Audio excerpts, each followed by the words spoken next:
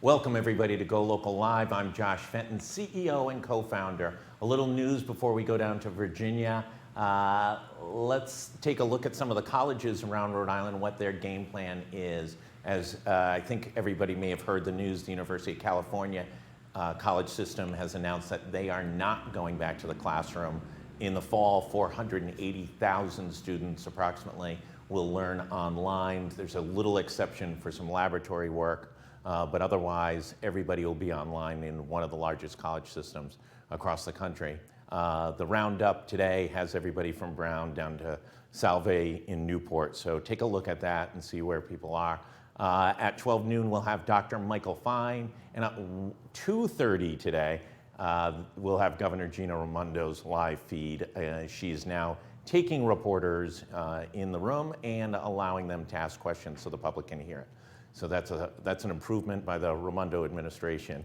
Let's go to Jennifer Lawless, chair of the political science department at the University of Virginia. Jennifer, thanks so much for joining us.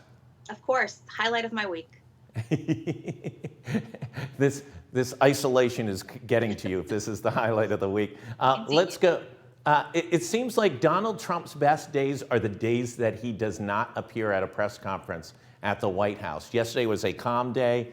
Fauci, Redfield, Hahn, I thought were very good before the Senate Committee on Health, Education, Labor, and Pensions. Didn't have that and pensions when I worked down in Washington. And the day before, Monday, was chaotic mess over at the White House. Your thoughts? Yeah, Monday's press conference wasn't quite as bad as the press conference where he questioned whether we might be able to inject bleach into ourselves, but it was pretty bad.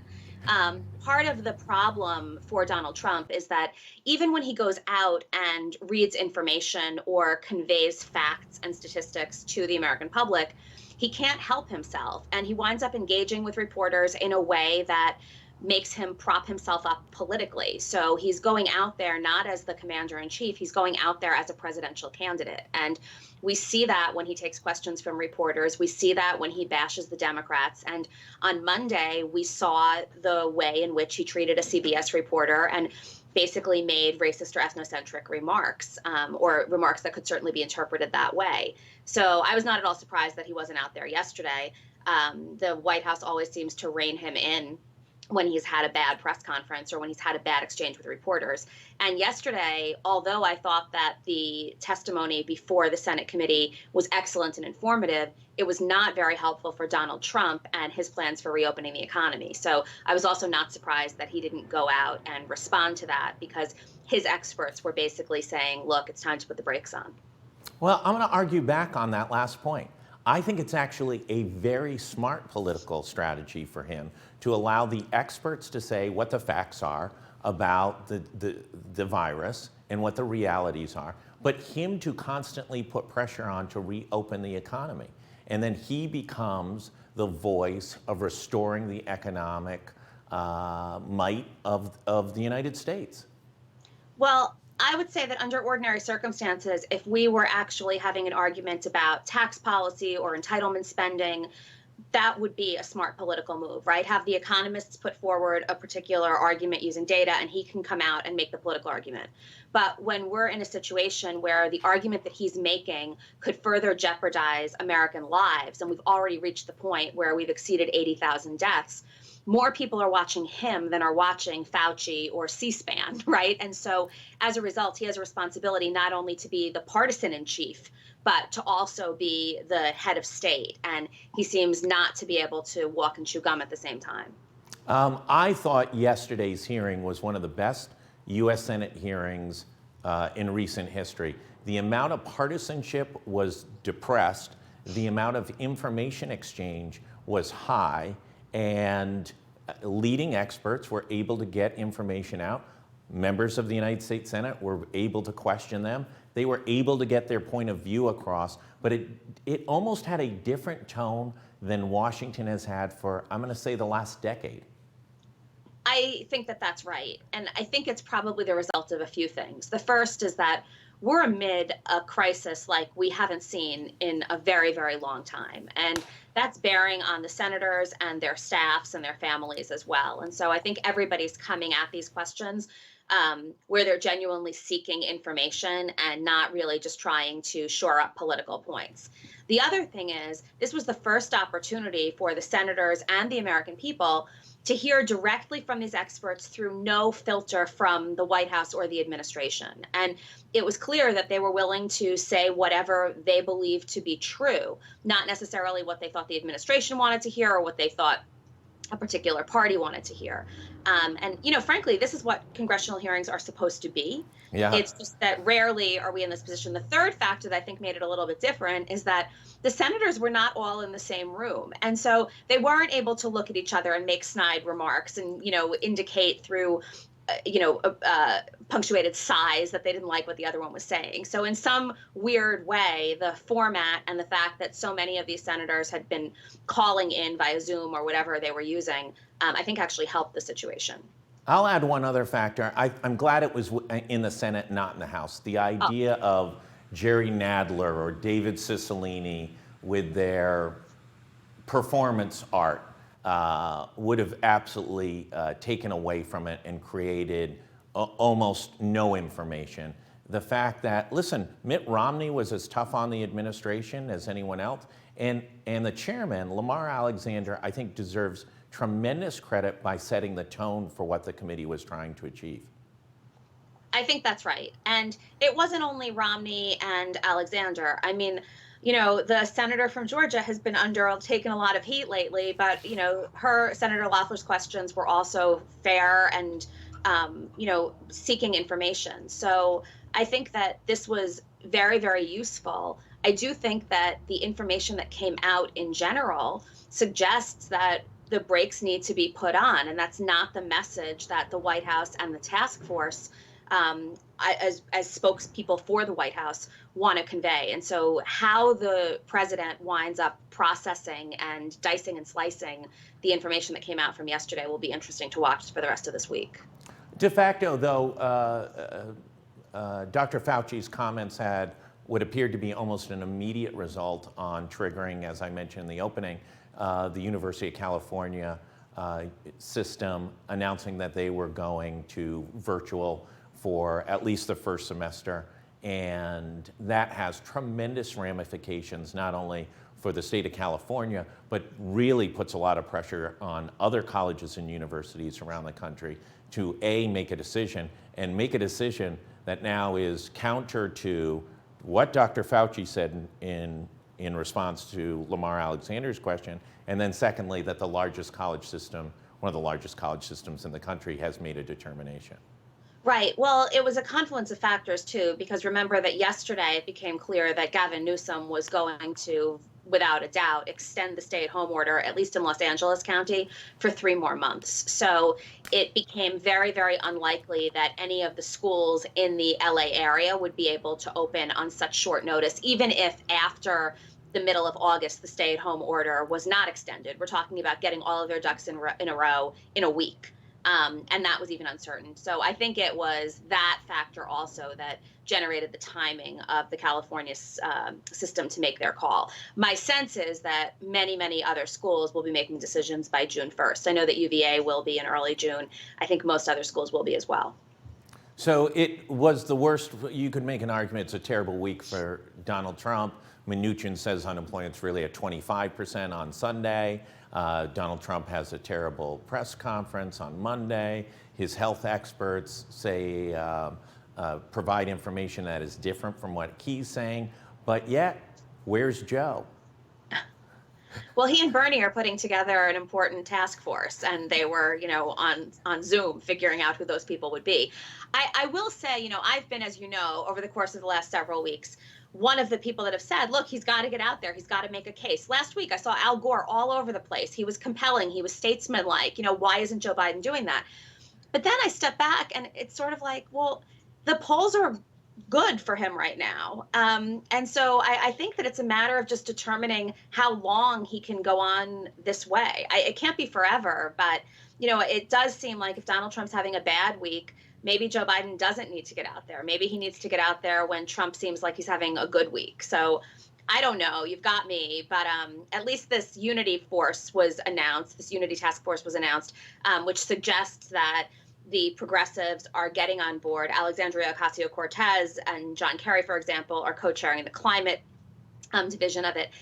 The progressives are getting on board and, hopefully will be there to rally behind Joe Biden, early on. And that makes 2020 look a lot different than 2016.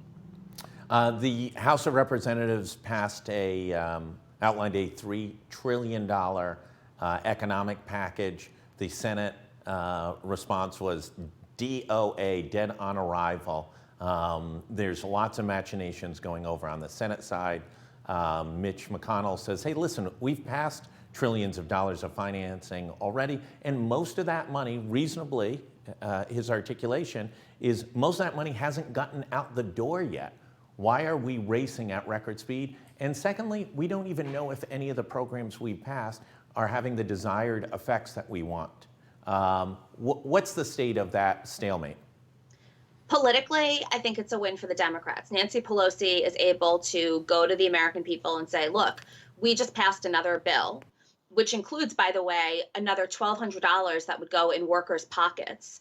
And it's sitting on Mitch McConnell's desk because he wants to wait and see. Well, look outside. Look at what waiting and seeing is getting you. Now, whether there's evidence for those claims or not is a different question. But politically, I think she has the upper hand because she's able to argue that the Democrats got it together, that they passed this bill, and that any delay is a result of political problems on the part of the Republican Party. McConnell's stuck between a rock and a hard place because if it turns out, first of all, that these programs are working, he's just delayed implementing another round. And frankly, he's in a situation where the Senate's fortunes in a lot of ways rise and fall with this president come November. And so if the Democrats are able to have some degree of enthusiasm, and if independents are ready for change because they're not happy with both the way that the White House and the Republican Senate are handling the crisis, then there are problems. So, I mean, I see politically why Mitch McConnell is doing what he's doing, but I think it's a losing strategy. It may be. One of the questions is who got the PPP dollars, and the Small Business Administration is refusing to provide that information. GoLocal filed a Freedom of Information Act request for all those Rhode Island entities that receive funding. That's been stymied. The New York Times, I believe the Washington Post, and I know ProPublica have filed a lawsuit requesting that information, which generally falls in the zone of under a FOIA, would be released in a timely fashion, have filed a lawsuit. The courts, the courts may be influenced by the president, but they're not completely controlled by the president. Where does that go, and what's the timing of that, if you know? I don't know. I'm not that surprised that there's a lag and that the timing is slow. Basically, the court system is essential and they're up and running, but at basically reduced capacity and higher levels of inefficiency. I do think that even if we don't know exactly which businesses have benefited or exactly where the money has gone, ostensibly the political leaders do, or should at least have a better sense than we as citizens do. And so if Mitch McConnell is very worried because he thinks that the money is not getting into the right hands, then that's something that he should be far more specific about. And it shouldn't be up to, at this point, given everything else going on, journalists to request this information and sit on their hands while while waiting to get it. Let's go to VP stakes.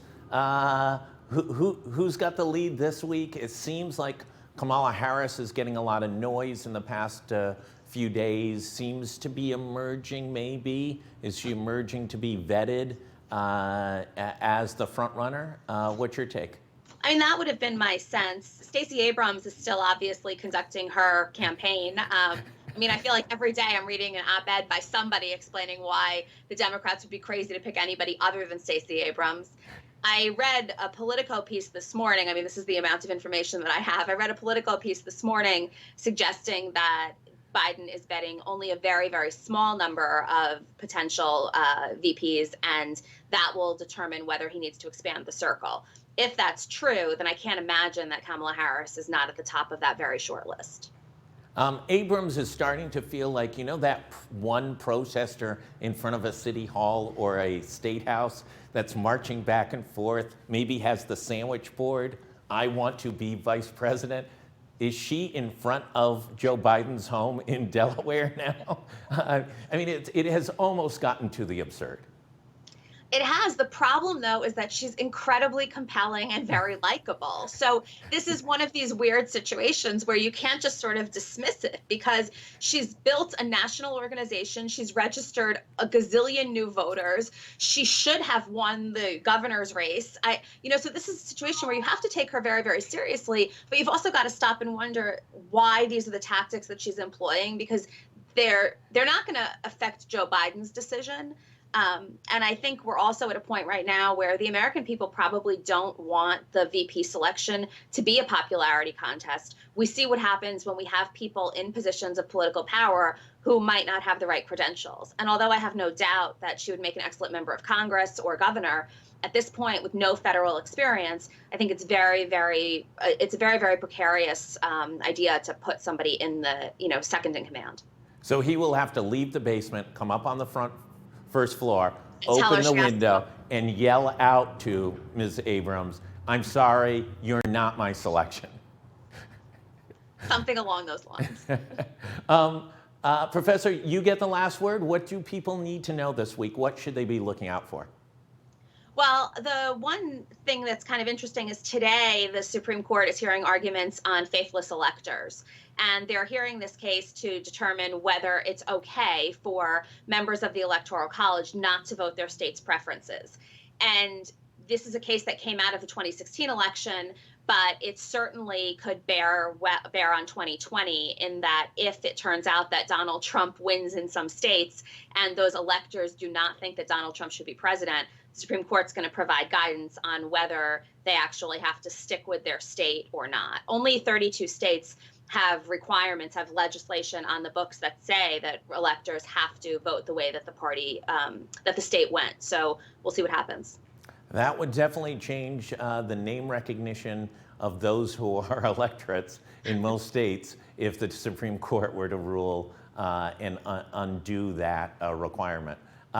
Thank you so much, as always. Do stay safe. For everybody else, we'll be back at 12 noon with Dr. Michael Fine and at 2:30 with Governor Raimondo's press conference.